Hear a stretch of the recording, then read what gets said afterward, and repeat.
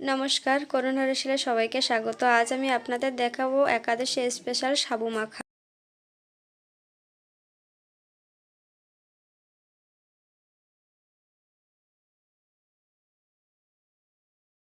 সাবু মাখা করার জন্য আমি ছোটো দানার সাবুটা নেব। আধ ঘন্টা আগে ভিজিয়ে রেখেছিলাম ধুয়ে।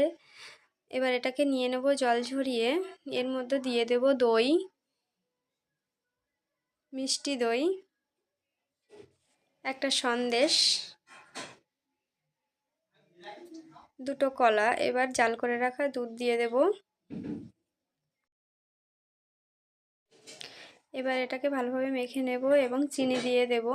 নিজেদের স্বাদ মতো এতে চিনি মেশাবেন। ভিডিওটা যদি ভালো লাগে চ্যানেলটাকে সাবস্ক্রাইব করে দিয়ে অল নোটিফিকেশান অন করে দেবেন ভিডিওটা সবার আগে পাওয়ার জন্য, এবং ভালো লাগলে লাইক কমেন্ট শেয়ার। এই যে এটা আমার রেডি হয়ে গেছে।